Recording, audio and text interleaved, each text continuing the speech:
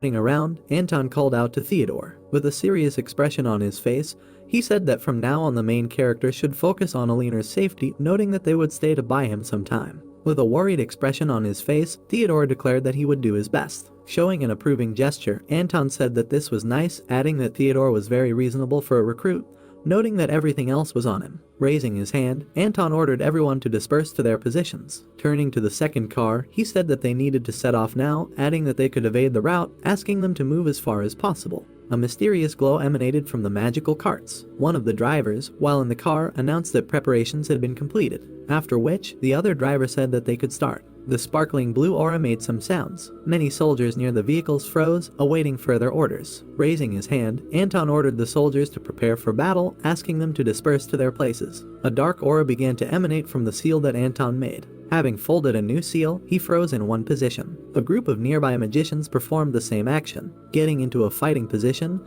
they prepared for further action. Unlike the Red Tower's mages, who focus their minds on the power of the flames, the Blue Tower's power is interconnected. Mages share their magic and abilities with each other, and through this influence their power grows. They may lose in a one-on-one battle, but in a group battle, the Blue Tower is no worse than the red one. Anton had a cigarette in his mouth as he wondered if something had appeared. A huge monster appeared before their eyes, with wings visible behind its back. Then, opening his mouth, he let out a terrifying roar. Looking at the monster, Anton found it strange that it had a low amount of mana, wondering if this was the danger he had sensed earlier. He was amazed that he felt the monster's presence rather than its mana, marveling at its level of power. Exhaling cigarette smoke, Anton noted that he would be buried here. Removing it from his mouth, turning to the soldiers, he ordered them to get ready. Putting the cigarette back in his mouth, Anton grinned, suggesting that they teach the monster the phrase Blue Tower. Holding her shoulders, Alina suggested that it was because of her that everyone had to go through such torment.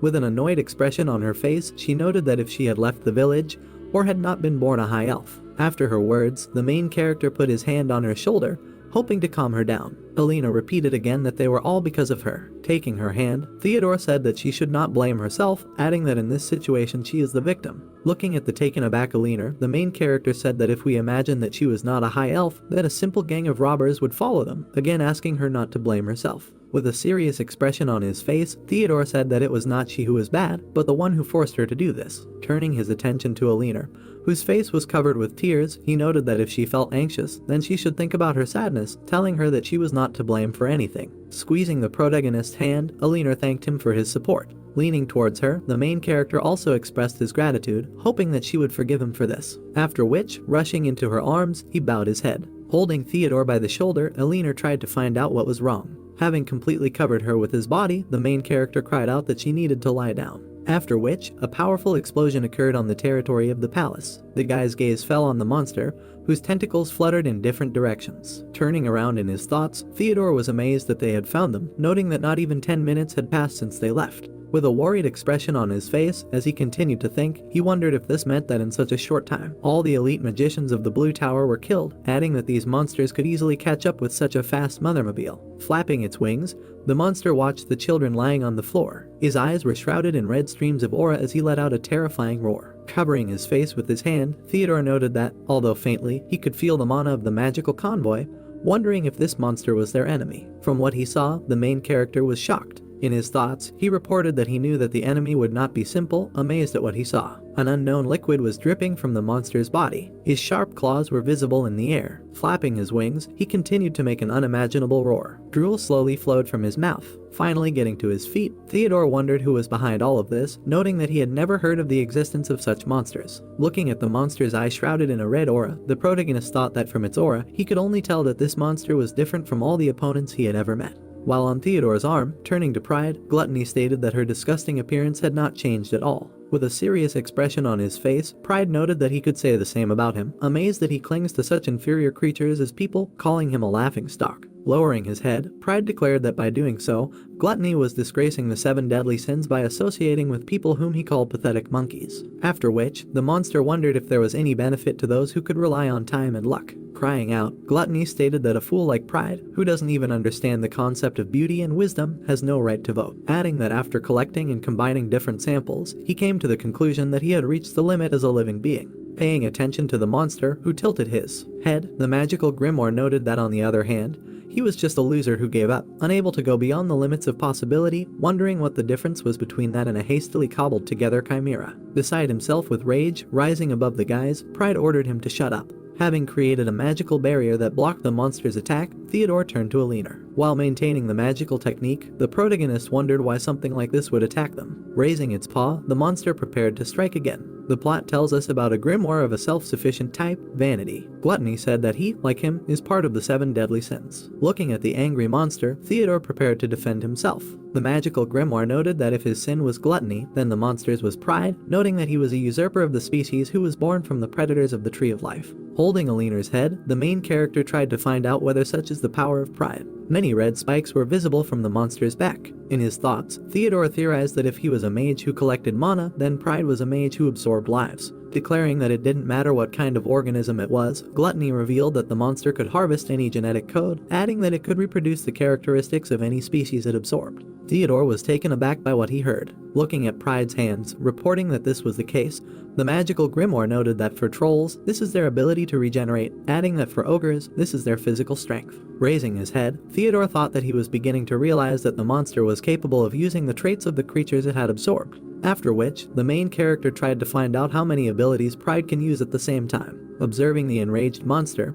Objosipo assumed that he had overcome the 4th seal, noting that with his current strength it was 5. The magical grimoire asked if Theodore was going to fight Pride. The main character wondered what if this was so. The protagonist's hand was on the shoulder of the frightened Alina. Gluttony stated that there was no point in this, noting that he was not here to devour them. Looking at the main character, Pride said that this was so, calling him a macaque. He stated that he was here to devour the high elf, adding that he was not interested in Theodore. Lowering his head, he said that if the main character does not interfere, then he will let him go. Grinning, Theodore said that he thought it was funny. With a serious expression on his face, the main character said that he would never give her up to people like Pride. Pointing its claw towards Theodore's barrier, the monster ordered him to die. Raising his hand, the main character used the shield spell. Multiple chips were visible on the edges of his equipment. With a worried expression on his face, Theodore thought about Pride's new attack, noting that he first needed to get Alina to safety. Clenching his fist, the protagonist used the reflective shield, thinking that with the help of magic he would deflect the monster's attack. Suddenly, his magical barrier was out of range of Pride's strike. Continuing to think, Theodore said that in this way he and Alina ended up on opposite sides, believing that he only had to attract his attention here. Enveloping his hands in powerful flames, the main character turned to Lord Surtur, asking him for strength. Screaming as loud as he could, Theodore activated a small force. Due to the fact that he used the Inferno technique, a powerful explosion occurred in the thick of the forest, accompanied by strong flames. Having fallen to the ground, the main character felt that this was not enough, noting that he needed to use Alfred's magic arrow and inflict critical damage. Suddenly, seeing something, Theodore froze in one position.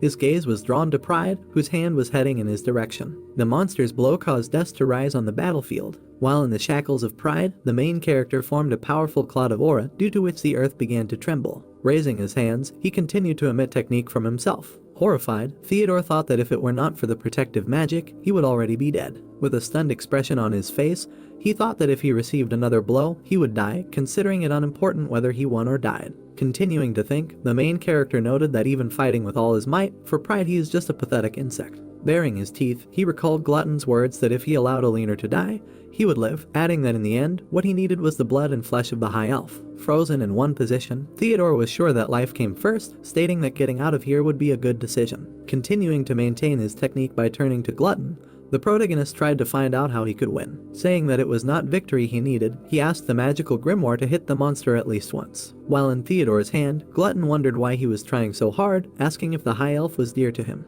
Nearing death, the main character stated that this was not the reason he was fighting, asking if this could be done somehow. Smirking, Gluttony agreed with him, noting that he would have to pay. After declaring an error, the system added that the 4th seal would be unlocked in an unnatural way. A powerful radiance appeared in Theodore's hands and enveloped the place of the duel. The system reported that Gluttony's abilities had been forcibly unlocked, advising the protagonist to familiarize themselves with the information window, noting that due to an incorrect unlock, causality would be applied. Further, the system stated that from now on, the user can borrow the abilities of the authors of the absorbed books, noting that when using the overwrite function, the author of the books will not be able to be called again. Notified of rank C, the system indicated that overwrite would be used, after which, a powerful explosion occurred at the site of a fierce battle. Alfred had a smirk on his face. Surprised, Pride wondered what kind of pathetic trick this time was. Looking at Alfred, who had just arrived, he noted that his heartbeat had changed, as if he had become a completely different being. Alfred's face was shrouded in genuine contempt. Smirking, he called the monster's conclusion wise, asking if he noticed that they had a high similarity. Encouraged, Alfred asked Theodore to leave the matter to him. The system reported that the entity Alfred Belantes had been downloaded into the user's body. Stretching out his hand, Pride stated that he did not know what cheap trick he had pulled, noting that he could not change anything. Rushing into the attack, the monster said that with such a frail body, he would die from the first scratch. Alfred's hands were shrouded in currents from his yellow aura. Getting into a fighting position, he prepared to attack. The monster's face was shrouded in bewilderment. Raising his weapon, he let out a terrifying roar. Smirking, Alfred suggested that he already understood everything about this. With a hole in his body, Pride wondered how Alfred dared to do this, calling him a pathetic worm, declaring that he would tear him to pieces. Lost in thought, Alfred reflected on the troll's ability to regenerate, reporting that it was incredible, adding that it bordered on immortality. He was sure that he could not defeat the monster with ordinary attacks. Looking at the wary Alfred, Alina tried to find out who he was. In turn, Alfred wondered if she needed to be protected. Raising his hand, he asked her to simply hide and wait quietly, noting that he would show the direction, asking her to run there as fast as she could. After which, a small cloud of aura appeared next to Alina, which was called a guiding light. Turning to the surprised elf, Alfred said that she needed to follow the wind. Taken aback, Alina asked him to stop and said that she would stay and help. Screaming, Alfred declared that this pathetic worm was hunting her, ordering her to stop scratching with her tongue and hide.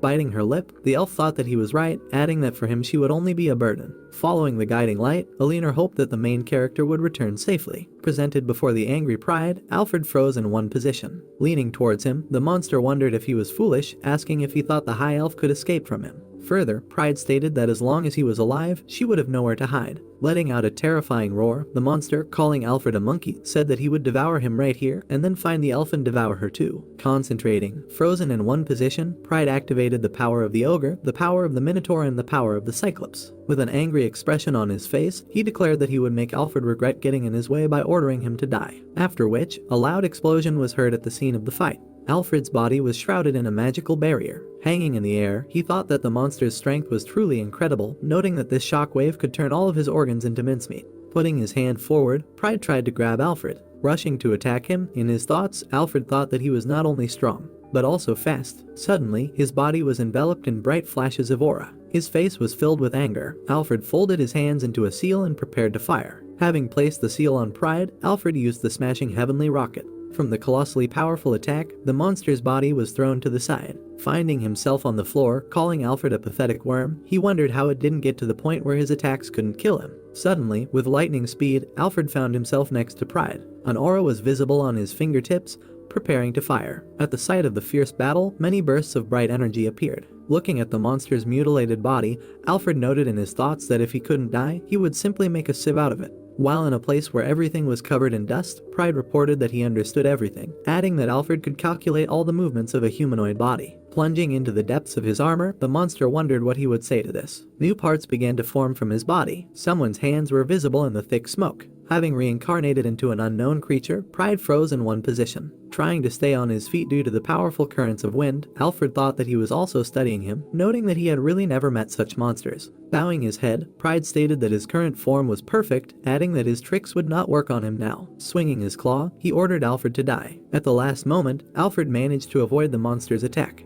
Horrified, he continued to think and said that the tail was poisonous and one scratch would really be enough. Using multiple body parts, Pride tried in every possible way to deliver his blow. Covering his face with his hands, Alfred prepared to parry another attack. The thicket of the forest was covered with a powerful protective barrier. After hitting a block of stone, Alfred thought that even aura users were easier to fight, noting that with such unpredictable attacks he would not last even 10 minutes. Wary, turning to the main character, Alfred wondered if he could hear him. Theodore said that this is so. Alfred stated that he needed complete control over his body, adding that this required his consent. Paying attention to the monster, whose eyes sparkled red, the main character wondered if they would be able to win in this case. After which, Alfred said that if they don't try, they won't know, noting that he doesn't see any better options. Hearing this, Theodore asked him to act immediately. Taken aback, Alfred noted that the main character did not even know about the possible consequences, again asking if he was sure. In the depths of his mind, Theodore declared that he had already decided this. A smirk appeared on Alfred's face as he announced that so be it.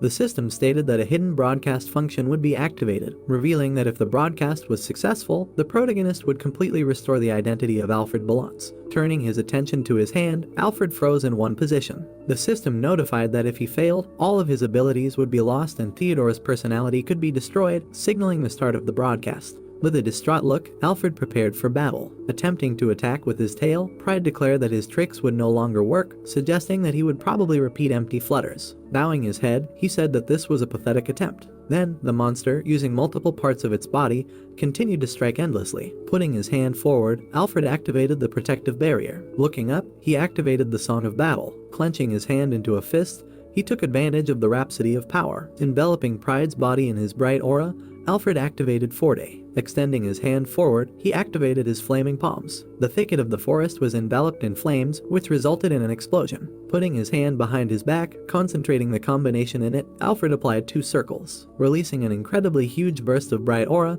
he activated the volcanic shell. Hanging in the sky, Alfred froze in one position. Landing on the ground, he thought that due to poor synchronization, he was not sure which of the memories were really his. Looking into the void, continuing to think, he noted that if he did not take everything under control, he might lose consciousness. Being in a cloud of thick smoke, the monster assumed that he was hoping for the flames of an explosion. Tearing apart the red core with his tentacles, Pride tried to find out what Alfred thought about this. Some liquid was slowly dripping from the monster's hand. Dressed in armor, Pride used carapace, heat-resistant skin, and a form of hellish shadow. Bowing his head, he apologized for the weight, calling Alfred a monkey. Exhaling, Alfred thought that his opponent had neutralized the fire magic, suggesting that he could only rely on a magic missile. Looking at his hand, he noted that they were completely in sync with the main characters, figuring that this could work. Having created a magical seal around himself, Alfred activated a magical rocket whose power was equal to 100%.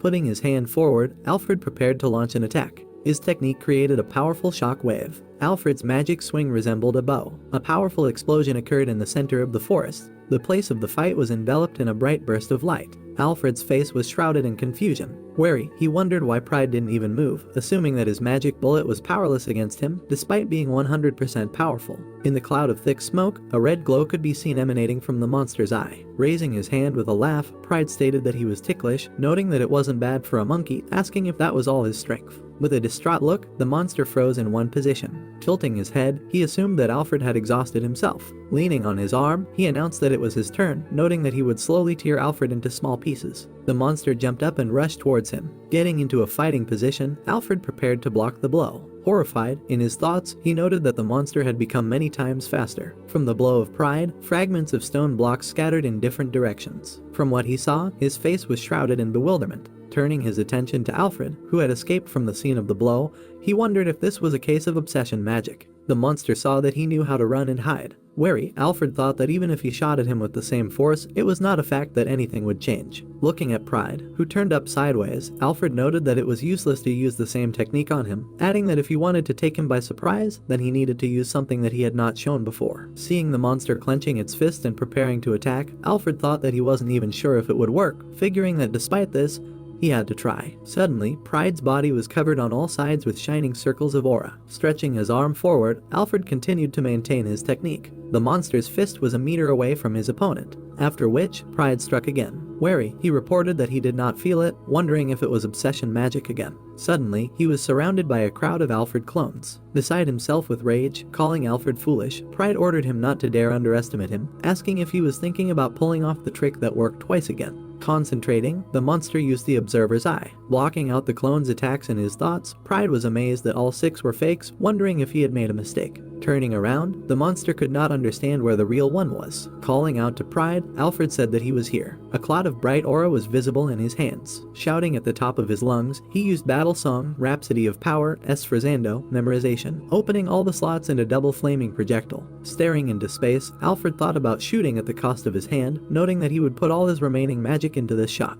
Turning around, Pride ordered him to die, again calling him a monkey. Destroying everything in its path, Alfred's magic bullet headed towards its target. A bright glow emanated from his hands. At the sight of a fierce fight, a startling explosion occurred. Once in his body, the main character heard the system notify him that the transmission time had expired, adding that synchronization with Alfred Balance had been stopped. Keep your head down. Theodore reported that his shot was indescribable. Reporting that this was the case, Alfred noted that they gave it their all. Suddenly, a shadow fell on the protagonist's face. Some sounds were heard from the depths of the monster's armor. Climbing out, Pride called Theodore a pathetic worm, saying that he would rip his head off. Near death, the protagonist wondered if this was the end, noting that at least he was holding up well. While in the chains of the monster, he remembered the words of his parents who told him to take care of himself. Gradually sinking into the depths of Pride's stomach, in his thoughts, Theodore could not believe that he would die first, hoping that the master would take care of his family. Calling the main character a kid, Veronica said that he behaved well. Having torn out the cocoon where Theodore was located, she jumped to the side.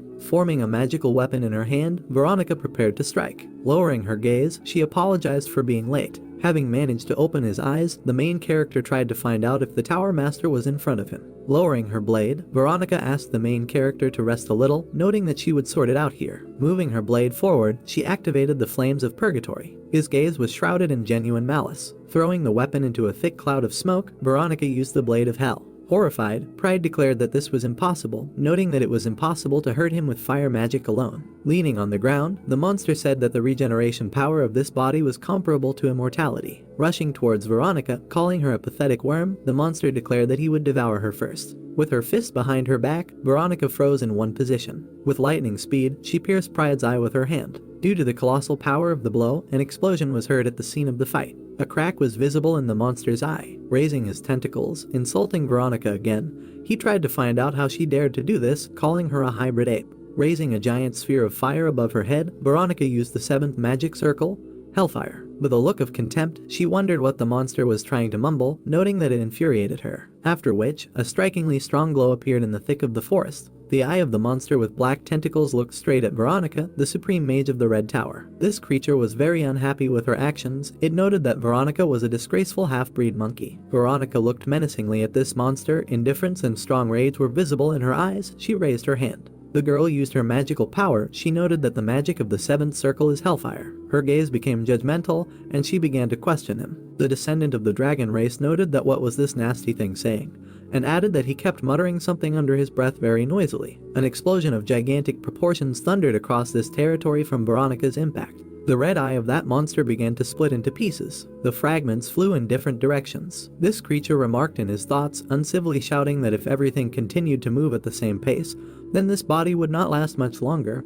and added that he should get out before it was too late. The magician of the Red Tower became very angry. Golden horns appeared above the girl's head, and flames began to appear from behind her mouth. Veronica jumped up. She folded her hands into a cross block. The girl shouted that he had nowhere to hide from her boundless dragon power. A magic circle appeared near the girl's mouth. She blew directly into it, and its flame began to spread with a large stream throughout the entire battlefield, delivering its main blow to that black creature. She screamed, "Dragon's breath." Veronica looked at the flaming circle on the ground parallel to the one floating in the sky. The fire raged strongly, but there was no one in it. The girl, gritting her teeth, noted with displeasure that the creature had managed to escape, and added that he infuriates her even more than many other sword masters. The Red Tower mage looked around the area with displeasure. Veronica noted that she thought that he should have reached this level, and added that otherwise Herman would not have had any effect on him. Veronica landed next to the main character. The fire sprayed by her was still raging in the area. She noted that Herman's influence did not just cover one person, but many magicians of the Red Tower and also the Blue Tower, and they all fell under his influence. The supreme mage of the Red Tower glanced sideways at the main character. She noted that the only survivors were the High Elf and the main character, whom she called the baby. The main character was lying on the ground with his torso completely exposed. He was breathing heavily. Veronica squatted down next to him and lifted him up, grabbing his shoulders as she looked at Miller worriedly. She noted that to survive such a thing is already an achievement, and added thanking him, saying, "Thank you for Miller holding out here." Theodore lifted his eyelids with heaviness,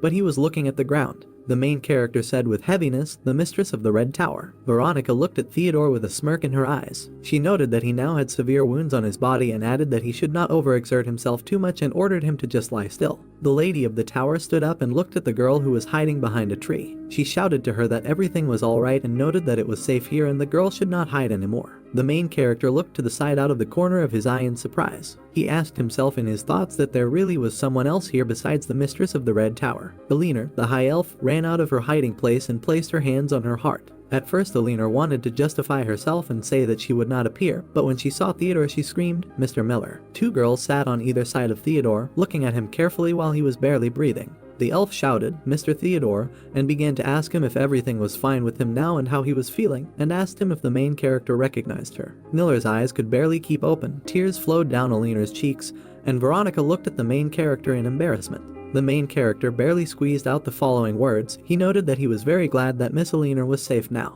Miller closed his eyes. He tried to get up. He began to sway violently. Alina grabbed him by the shoulder. Theodore noted that what a relief it was that everything was fine. The main character fainted on the ground. The high elf began to shout Theodore Miller's name and asked him to hold on. Veronica screamed in fear, asking if the main character was okay now, calling him a baby. Theodore opened his eyes slightly and looked at the sky. In his thoughts, he noted with heaviness that he was now at the limit. There was a bright, large white shooting star in the night sky. Miller continued to note in his mind that he wondered how long he would sleep this time. The system notified that function number 4 was not unlocked naturally, again under seal. The system added that the user, Theodore Miller, can no longer use the overwrite technique until this function is unlocked normally. The system continued to report that Miller had suffered mental shock as a result of the unexpected victory, and noted that he would need time to recover. The system began using forced sleep. Before us appeared the old city, which was plunged into fog, and crows were soaring in the sky. 2 days after the incident, news of the complete defeat of the convoy assigned to the High Elf reached the royal palace in Melter. In the depths of this building there was a huge dining hall, where everything was immersed in darkness and pitch silence. The loss of 5 magicians of the 6th circle, 16 magicians of the 5th circle, and 8 mana baubles is beyond comprehension. Based on this news, the Tower Lords, the head of the academy, and the court ministers gathered in the conference hall. Randall, the head of the Blue Tower, began to approach Veronica and the other man. Barndle began to laugh and approached the heads of the towers as they looked at him. The head of the Blue Tower noted that he was glad to meet unexpected guests, and said that a lot of water has passed under the bridge since they all saw each other. The Lord of the Blue Tower, Brandle Adruncus, smiled with his arms crossed. He noted Veronica and Orat the day before yesterday and asked if everything was fine with them. The mistress of the Red Tower, Veronica, sighed displeasedly. She asked, looking at Barndle, what kind of group of old people had gathered here. The Lord of the White Tower, Orta, stood silently and watched as the owners of the Red and Blue Tower argued with each other about the old witch's problems with the elderly and about Adruncus's pension. Adruncus smiled and sat down at his place at the table, which had recently been empty, while a dissatisfied Veronica pulled out her chair. The owner of the Blue Tower noted that they should all sit down now in a friendly atmosphere, and added that there is no truth in the legs, so there is no point in them talking while standing. Veronica sat comfortably on a chair while the owner of the Blue Tower looked for a comfortable position. He noted that this time it looked like the chair of the Lord of the Yellow Tower was empty. The Lord of the Red Tower noted that it was the same as always, and added that in any case, the Lord of the Yellow Tower was not the type to show up for the sake of a meeting. Voices could be heard from the meeting room as one of the king's subordinates began to open the door for the king. Someone noted that His Majesty the King would really come, and another of the lords of the towers shouted, which was understandable then. The king stood behind the place of honor while his subordinate pulled out a chair for him. Kurt III noted that they would do without formalities, and added that everyone could remain in their places and not stand in front of him. King Melter Kurt III sat down in his seat and put his hand on his knee. He noted that they would skip the foreplay and should get straight to the point. Veronica looked at the king carefully. Carl III turned to Veronica and asked her to enlighten them all with the details of the recent event.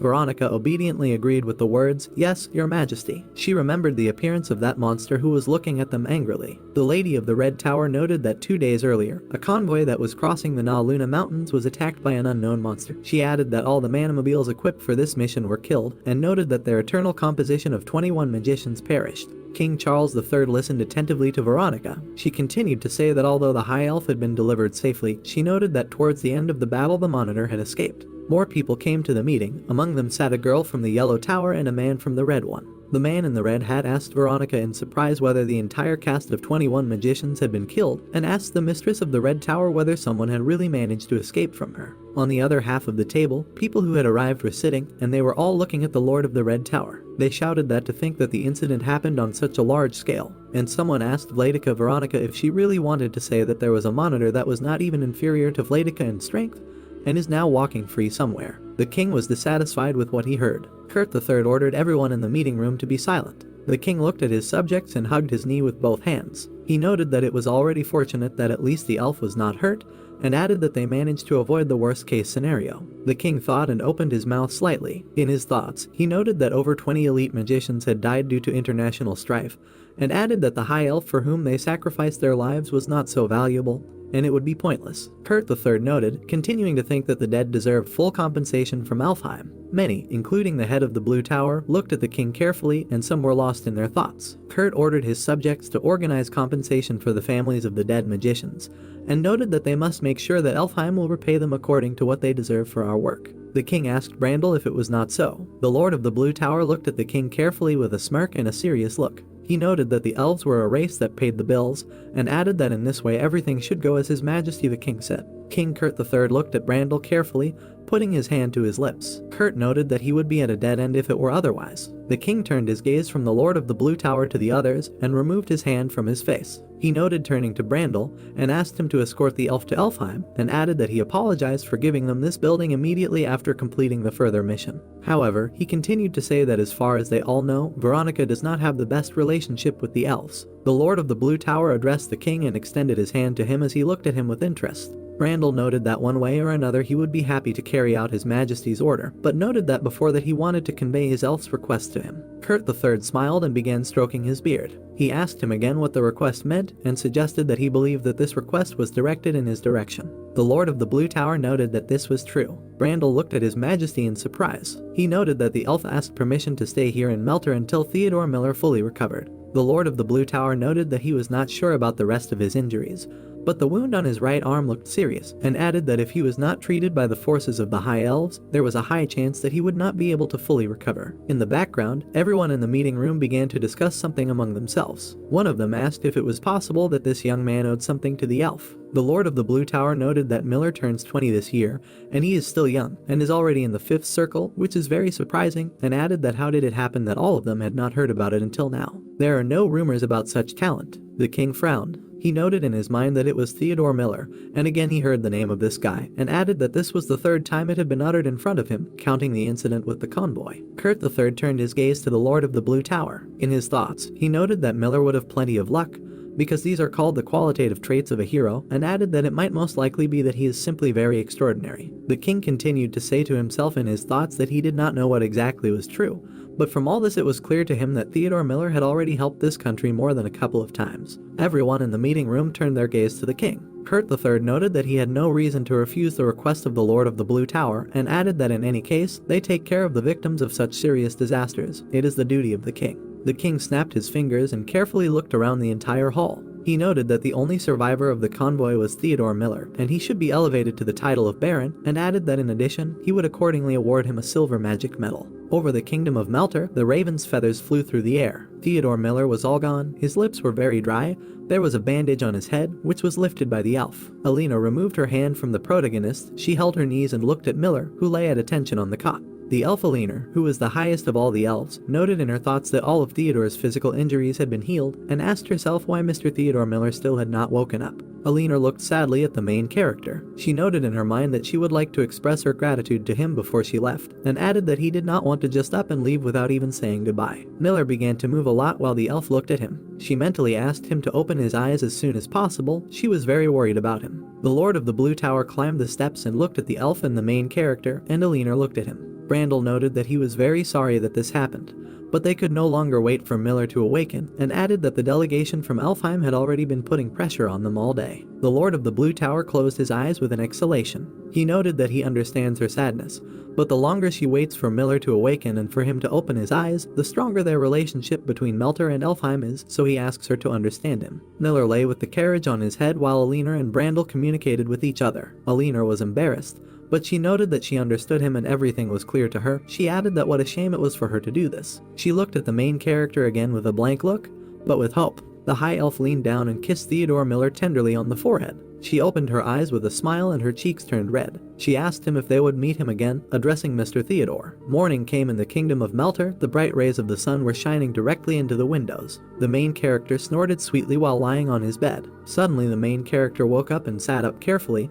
He began to pull the bandages off his head with displeasure. He made a groaning noise from fatigue and noted, wondering how long he had been unconscious. Theodore Miller looked out the window. There was a large tree in front of him. He was silent. In his thoughts, the main character noted that if his body was so exhausted, then he probably lay there for at least a week. Miller recalled the appearance of a crying Alina, who looked at him carefully. In his thoughts he noted that he wondered what was happening to Miss Eleanor now, and added, wondering if the elf was able to return safely to her native Elfheim. Suddenly the main character shuddered, and his eyes narrowed greatly. He noted without understanding what kind of sensation he had just experienced, because he had never experienced it before. His eyes returned to normal and the main character looked somewhere. He noted in his thoughts that he needed to think, and clarified with himself whether this could be Alfred's intuition. The main character remembered Alfred, who began to mingle with the wind, and smiled menacingly. Theodore Miller noted that this does not seem to be his intuition, because previously his 5 senses were simply heightened. The main character noted that it seems to him that he can now see everything a few steps ahead, and added that the 6th sense is like an innate talent that suddenly appeared on the battlefield.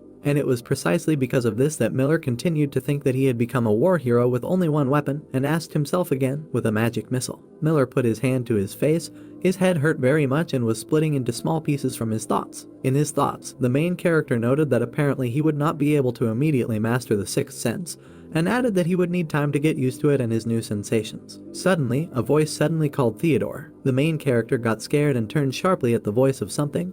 A girl was sitting in front of him. In his thoughts, in fear, he asked, stuttering, who was here, and added in confusion that there really had been someone in this room besides him all this time. In front of him sat sleeping Sylvia, who periodically fidgeted in her sleep so as not to fall. She uttered words of request that were intended for Miller. She asked him not to die because he couldn't just leave her. The completely exhausted protagonist looked with a grin and surprise at the sleeping Sylvia, who was sitting in front of him. He noted in his thoughts that his recent companion Sylvia was sitting in front of him, and he added that it had been so long since he had seen her. Miller Theodore noted that, apparently, she spent the whole night near his bed, since she managed to fall asleep in a sleeping state. Theodore began to wonder if Sylvia was right in front of him. The main character looked at the granddaughter of the head of the Blue Tower, who was sleeping soundly, in parallel, asking the main character not to die. Theodore noted that he was most likely now in the treatment ward of Monaville. Suddenly someone else started talking.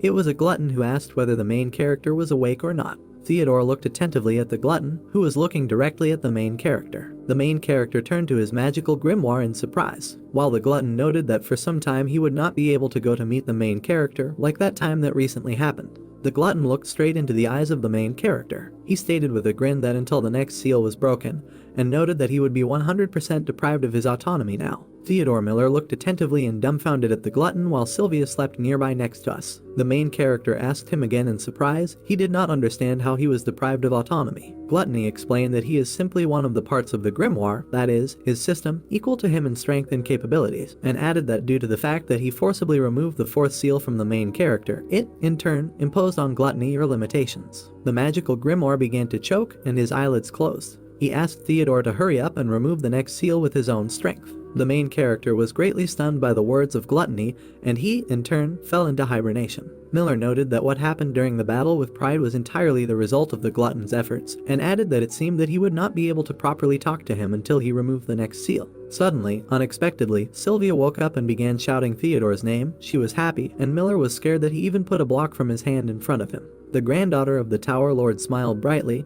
Her cheeks flushed. She was happy looking at her friend. She noted that Theodore had finally woken up. Vince put his glass of tea on the table and listened carefully to Theodore's story. Professor Heidel noted that he understood everything, and added that it turns out that this is exactly how Elder Herman passed away. Miller, Sylvia, and Professor Vince were sitting around the table drinking tea. The main character noted that this is exactly what happened. Heidel noted that the Elder was known for his abilities and care for the younger generation, and added that he was a very amazing person by nature, and noted that it was so sad that he died so ignominiously. Professor Vince lowered his eyes and then closed them. He noted that the fact that he was unable to do anything due to his injury makes him very angry, and added that it was all due to his helplessness. The main character thoughtfully put his hand to his chin while the granddaughter of the head of the Blue Tower and Professor Heidel looked at him. Theodore called Professor Vince, but Vince interrupted him and noted that even if he had been present on that battlefield, he would still not be sure that the Elder could have survived. Heidel looked down sadly. He noted that at the moment he can only be grateful to the Elder for the life he gave to fulfill his mission. Miller awkwardly looked away. In his thoughts, Theodore noted that this was the first time he had seen the professor in such a drooping state. Theodore noted that he understood. Professor Vince sat comfortably in his chair and began to speak while the main character looked at him in surprise. Heidel noted that be that as it may, and added asking if the main character knew about the task, and what it was for. Vince paused for a short time. He noted and added, made Theodore Miller the most famous person in the kingdom of Melter. The main character did not believe what he heard and asked him again. The main character was faced with images of all the enemies and allies that he met on the way at that moment. Professor Vince noted that an ordinary student of the academy defeated the successor of the Elder of the Tower, and added that after that, a couple of days later, he defeated the Elder Lick on a mission, and after a while, Heidel continued to say, the main character led the mission to save the High Elf, Aliner. With a smile, Professor Vince noted that the main character had done much more than any hero at the beginning of his story. Heidel laughed fervently while the main character was plunged into severe shock and almost screamed. The main character shouted with a stutter that Professor Heidel had been next to him all this time. Vince replied with a grin that this was not such an important factor because the royal family had already begun to present Theodore as a hero of the country. Miller was even more surprised by what he heard and shouted to the whole room where all three of them were sitting along with Sylvia. Miller sat completely shocked while Sylvia said something loudly to him. Theodore seemed to swallow his tongue in shock. And the granddaughter of the Lord of the Blue Tower said that Theodore is an amazing person, and added that perhaps he is the only one who became so famous at such a young age. She noted with a smile that as was expected of him. Theodore Miller couldn't believe his ears, so he asked her again. Professor Heidel handed the protagonist a folded piece of paper and smiled while Miller looked at him with interest. Vince noted that Sylvia was in fact telling him the truth and asked Miller to read the contents of the sheet, while the main character asked him in confusion what it was. Taking the bundle of paper in his hands, Theodore unwound it and began to read. In an instant his face changed and sweat flowed down his cheeks. He stammered inquiringly about the award ceremony, and noted that a court ceremony would also be organized in his honor. The venue for the court ball appeared before them. The court ball, Professor Vince began to explain, and noted that it was a high society event hosted by the royal family for high society, adding that it had special significance here in Melter. Professor Vince presented the image of King Kurt III and the Elder of the White Tower. The king was pleased, and the second was tense. Heidel noted that King Kurt of Meltora is the third of those who cannot tolerate meaningless luxury, and added that this is why he ordered his subordinates to refuse any events that might entail excessive government spending.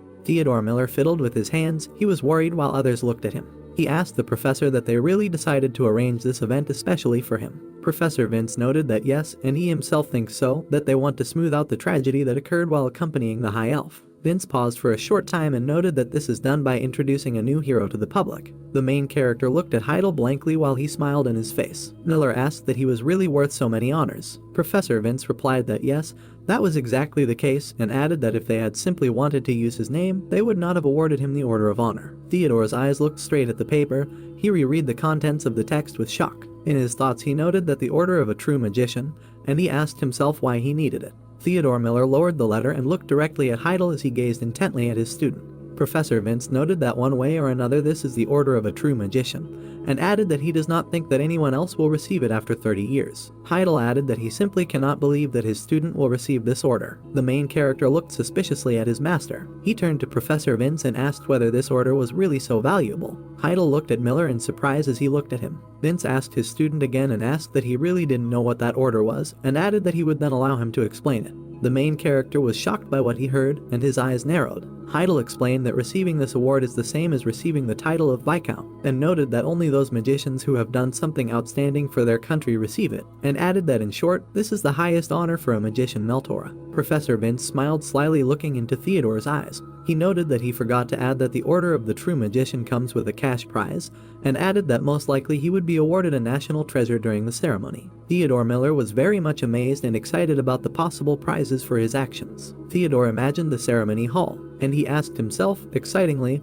what a national treasure means. Miller sighed. The Duke's chief wore a black shirt, which was intended to receive rewards for his perseverance. He noted that this was the first time he had put on such a thing, and noted that he liked that not a single fold was visible on it. He asked himself if it was all because of Alfred's memories in his head, and noted that he was not only a war hero, but also the third Prince of Balance. The main character adjusted his red badge on himself, which showed that he belonged to the Red Tower. In his thoughts, Theodore Miller noted that thanks to him, he can easily wear such formal clothes, and added that it turns out that he helps him not only with magic missiles and beyond intuition. The main character smiled at Professor Vince as he looked at his student getting ready. Heidel asked Miller if he was ready. Miller noted with a smile that he was ready. Professor Vince adjusted his red glasses. The main character looked simply stunning. Heidel noted that it was actually not that easy to put on a new suit, the fabric of which was so easily wrinkled, and added that he was quite impressed. Miller adjusted his sleeves and grinned at Professor Vince as he carried him a wooden box. Miller asked with a grin that it really suited him so well. Miller was surprised by the contents of the box Heidel was carrying.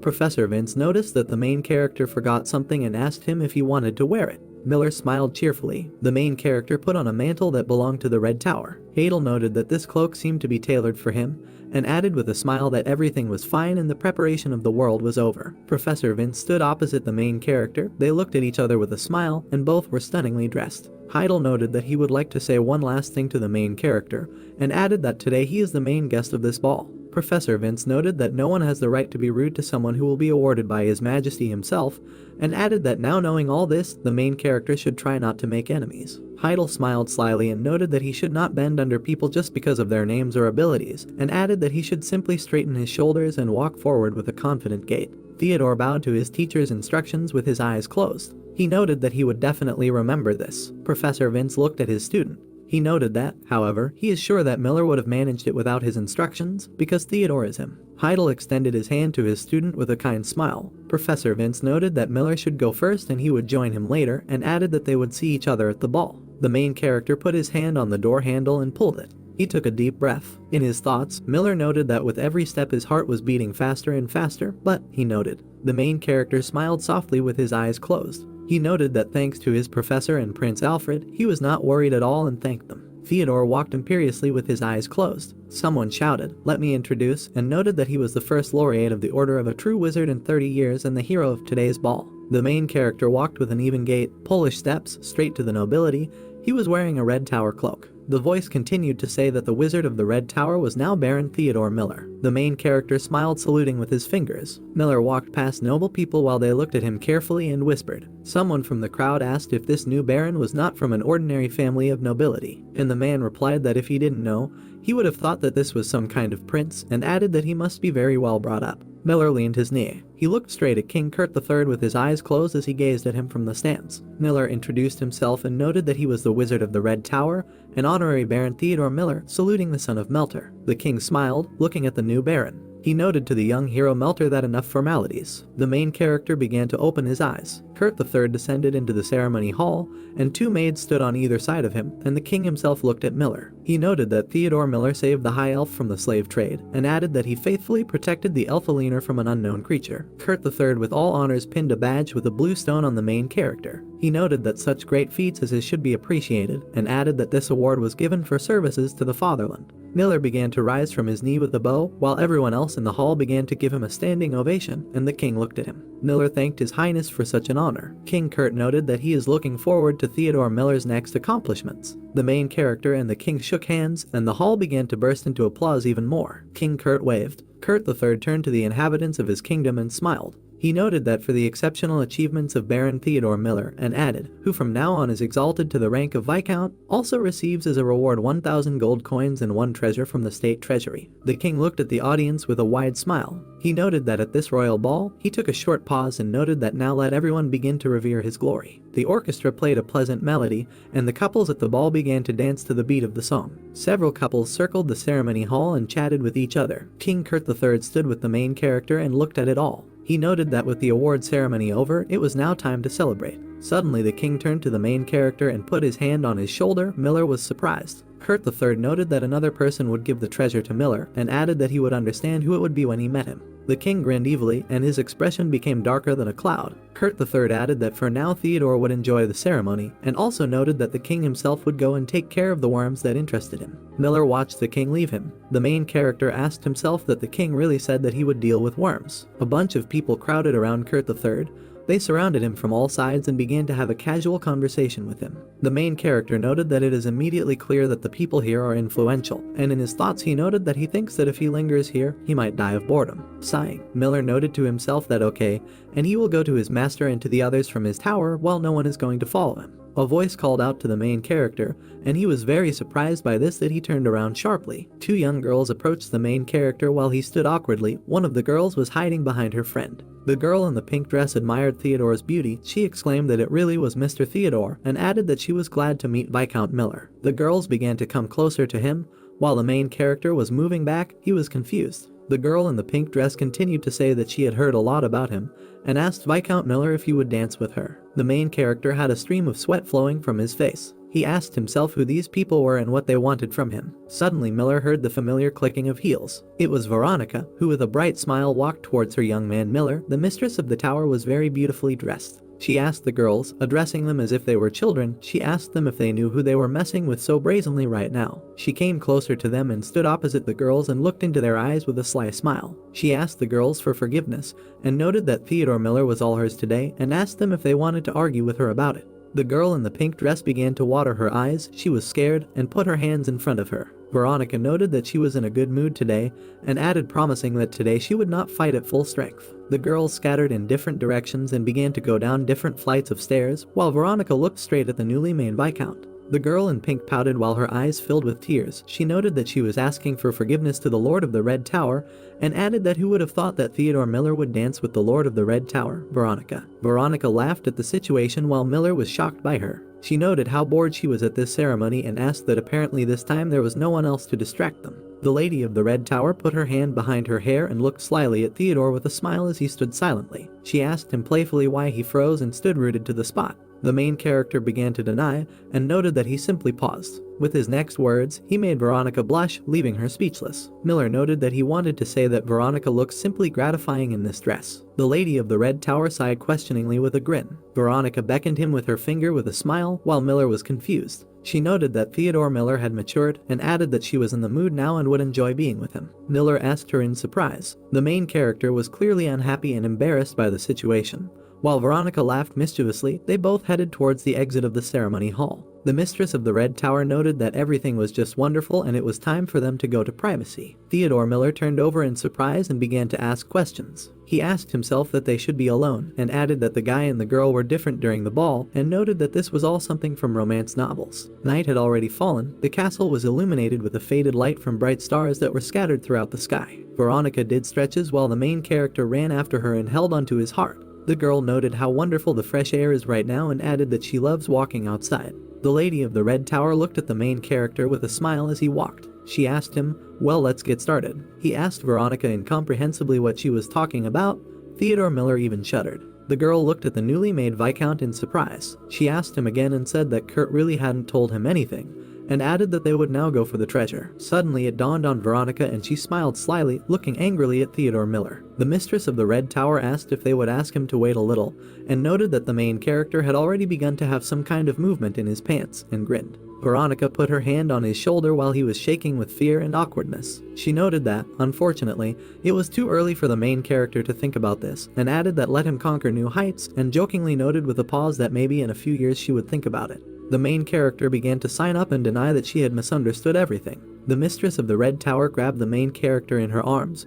Her smile was insidious, while Miller was afraid and sweating with embarrassment. Veronica angrily made a drawn-out sound of the letter O and noted that it was time for them to stop chatting. The main character grabbed the mistress of the Red Tower and trembled in her arms while she laughed at him. Veronica told him to grab her tighter. In an instant, the protagonist's face became stony, but he was also stunned. He and Veronica jumped up. He held tightly to her neck. Near the castle there was a pleasant blue light from the lanterns. Theodore Miller and the Lady of the Red Tower walked directly in front of the pile of columns. Veronica smiled sweetly and looked somewhere while the main character was dumbfounded. The Lady of the Red Tower noted that they had arrived at the place. The main character asked her again and clarified whether they had come here. Veronica walked straight to the fountain with a confident gait until the main character did not understand whether they were joking on him or not, and he asked a clarifying question that this was really a fountain, and asked that she really wanted to say that the treasure was here. The Lady of the Red Tower put her palm to the fountain. She looked sternly at the fountain. All her laughter seemed to evaporate. Veronica noted that the main character can store all the usual treasures in his closet, and added that national treasures cannot be stored together. In her thoughts, she noted that this fountain was a state secret,